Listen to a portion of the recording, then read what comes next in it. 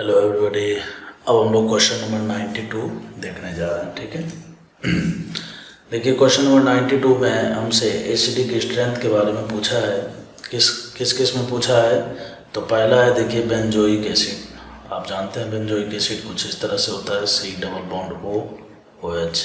ठीक है, यहाँ पर इस तरह से बॉन्ड होते हैं। अच्छा, फिर उसके बाद देखिए यहाँ पर दूसरा है पैरामिथॉक्सी। तो इसके पैरा पोजीशन पर जो है OMe लगा दीजिए और यहाँ पर C+O है और इस तरह से यहाँ पर ये दिया हुआ है। फिर कहता है ऑर्थोमिथॉक्सी। ठीक है, ऑर्थोमिथॉक्सी इस तरह से। ठीक, और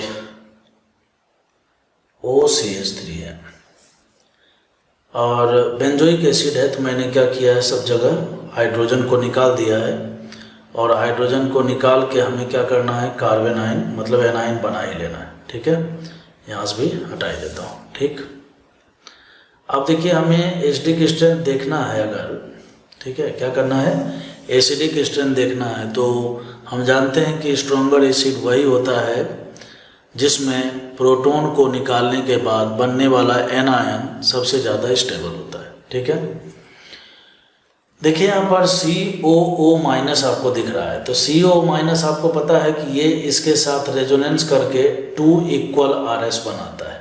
क्या बनाता है बच्चों? 2 = RS। ठीक है, तो देखिए 2 = RS वाला जो कॉन्सेप्ट है वो तो तीनों में कॉमन है ना।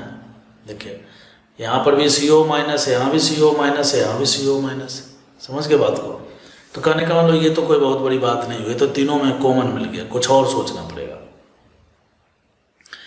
अब देखिए यहाँ पर क्या हो रहा है, और इस फर्स्ट में और सेकेंड में पहले मैं बताता हूँ आपको।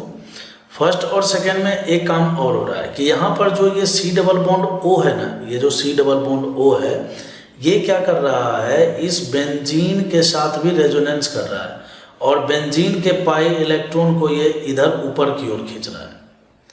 बेंजीन के पाई इलेक्ट्रॉन को ऊपर की ओर खींच रहा है, जबकि होना क्या चाहिए था, सोचिए आप, होना ये चाहिए था कि जो CO- में, जैसे देखिए किसी भी एनाइन की स्टेबिलिटी कब बढ़ेगी, किसी भी एनाइन की स्टेबिलिटी तब बढ़ेगी जब उसके साथ कोई इलेक्ट्रॉन विड्रॉइंग ग्रुप लगा हुआ हो। इलेक्ट्रॉन विड्रॉइंग ग्रुप मतलब कि उससे कोई ना कोई इलेक्ट्रॉन खींचने वाला ग्रुप लगा हुआ हो। तो यहाँ पर देखिए बेंजोइक एसिड और C+O में रेजोनेंस इस प्रकार से हो रहा है कि यहाँ पर जो बेंजीन रिंग है वो इलेक्ट्रॉन खींचने के बजाय क्या है, ये इलेक्ट्रॉन को पुश कर रहा है ना। मतलब इसका जो पाई इलेक्ट्रॉन है ये ऊपर की ओर ही जा रहा है। समझ में आ रहा है क्या? अच्छा, तो इसका मतलब ये हो गया कि बेंजीन जो है ना यहाँ पर, वो एक प्रकार से इसके एनायन की स्टेबिलिटी को कम करने का कोशिश कर रहा है। क्यों? क्योंकि ये इलेक्ट्रॉन खींचने के बजाय जो है इलेक्ट्रॉन रिलीज कर रहा है। ठीक है, तो देखिए ये जो काम है ये तो सेकेंड ऑप्शन में और भी बहुत ज़्यादा हो रहा है। सेकेंड ऑप्शन में तो और भी बहुत ज़्यादा हो रहा है ना। क्यों? इसलिए क्योंकि देखिए बेंजीन से तो इलेक्ट्रॉन जाएगा ही जाएगा, ठीक है, लेकिन इसके इसके पैरा पोजीशन पर जो ये मिथॉक्सी ग्रुप लगा हुआ है तो ये भी तो +M करेगा, है ना। कहने का मतलब है कि ये भी ग्रुप तो रेजोनेंस में भाग लेगा। तो इसका मतलब ये है कि यहाँ पर +M इफेक्ट रिंग के द्वारा लग रहा है और यहाँ पर +M का इफेक्ट जो है रिंग प्लस मिथॉक्सी ग्रुप के द्वारा लग रहा है। कहने का मतलब है कि सेकेंड में तो और बर्बादी दिख रहा है, किसका? एनायन का। थर्ड में देखिए, अब थर्ड में आप सोचिएगा कि यहाँ पर ऑर्थो पोजीशन पर मिथॉक्सी लगा हुआ है तो ऑब्वियस सी बात है इसको भी +M करना चाहिए, लेकिन ये +M इफेक्ट बोले तो रेजोनेंस नहीं कर पाता है। सवाल उठता है क्यों? इसीलिए ये क्वेश्चन इंपॉर्टेंट है।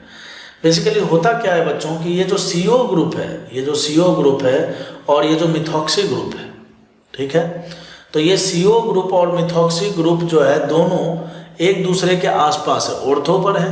ये इसके रिस्पेक्ट में ऑर्थो पर है, वो इसके रिस्पेक्ट में ऑर्थो पर है।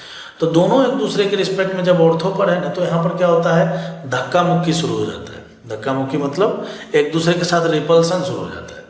तो रिपल्सन होने में रिपल्सन होने के बाद क्या होता है, रिपल्सन ये इतना ज़्यादा बढ़ जाता है कि ये जो CO ग्रुप है ना, ये जो COO ग्रुप है, ये CO ग्रुप बच्चों ये प्लेन के ऊपर आ जाता है, इस तरह से वेज पर आ जाता है। ये देखिए हमने वेज बनाया यहाँ पर।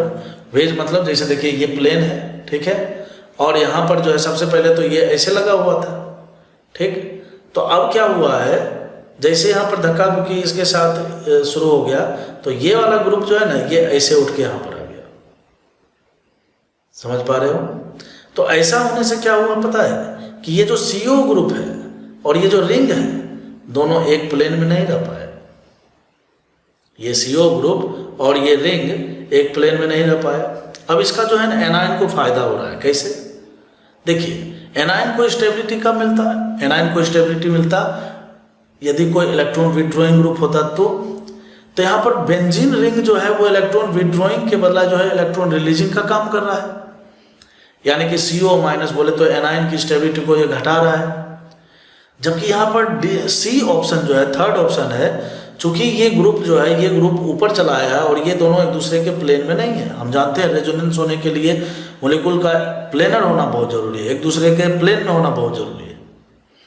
तो जैसे ही ये ऊपर आ गया ना प्लेन से, तो जो इस बेंजीन रिंग के द्वारा जो इलेक्ट्रॉन को खींचा जा रहा था CO ग्रुप के द्वारा ऊपर में, वो काम बंद हो जाएगा। क्यों बंद होगा? क्योंकि प्लेन में ही नहीं रहा। तो प्लेन में नहीं रहा तो रेजोनेंस ही नहीं होगा। समझ में आई बात? तो यहाँ पर देखिए ऑर्थो सब्स्टिट्यूशन का जो है ना बहुत बड़ा फायदा है। इसको हम लोग बोलते हैं ऑर्थो इफेक्ट। क्या बोलते हैं बच्चों? ऑर्थो इफेक्ट बोलते हैं। ये ऑर्थो इफेक्ट के कारण जो है ना इसका एसिडिक स्ट्रेंथ बढ़ गया। मतलब हम बोल सकते हैं कि इन तीनों में सबसे अच्छा एसिडिक स्ट्रेंथ जो है किसका होगा? थर्ड का होगा। क्यों? क्योंकि इसका एनायन सबसे ज़्यादा स्टेबल है। समझ में आई बात? तो देखिए थर्ड का एनायन सबसे ज़्यादा स्टेबल।